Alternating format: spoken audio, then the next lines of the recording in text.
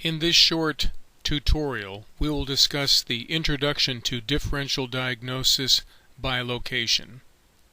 Neuroradiology is very much like real estate, and the three most important rules for both real estate and neuroradiology are location, location, and location.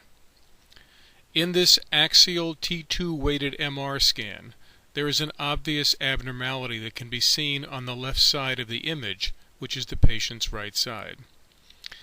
This mass lesion is also associated with some underlying thickening of the skull or hyperostosis. We can see that this lesion is extraaxial. It is pushing the brain out of the way and pushing the brain away from the inner table of the skull.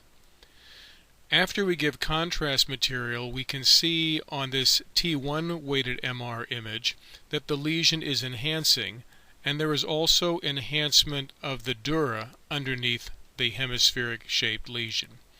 So we have a classic extraaxial mass lesion. Extraaxial lesions are located outside of the brain but still within the nervous system. They are lesions that are external to the pial surface. Directly under the pia is the gray matter, and we can recognize that the gray matter is being displaced and pushed away from the inner table of the skull. This creates the slight enlargement of the subarachnoid space that we can see on either side of the mass, as indicated by the stars on this image.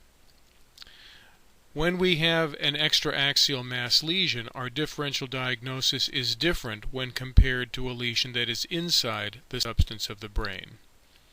An intraaxial mass lesion may be located in the gray matter or the white matter, and in the cerebral hemispheres, the brainstem, or in the cerebellum. One classic intraaxial mass lesion is the so-called butterfly lesion, which involves the large commissural white matter tract that connects the two cerebral hemispheres together, the corpus callosum. A lesion in the corpus callosum has a very limited differential diagnosis.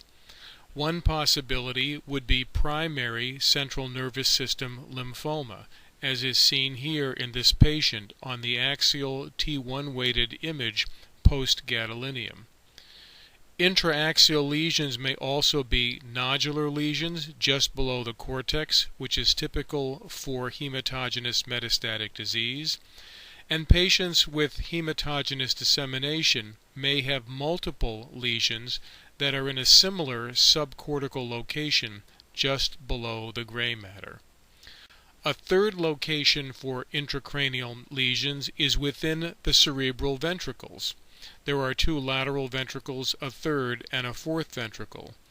Most commonly, intraventricular masses are seen within the lateral ventricle, and the most common location for a lateral ventricular mass is in the region called the atrium or trigone, and these lesions are typically related to the choroid plexus, which is in this location. This is a patient that has an intraventricular meningioma. We can see how the lesion is located in the trigone of the patient's left lateral ventricle on the right side of the image.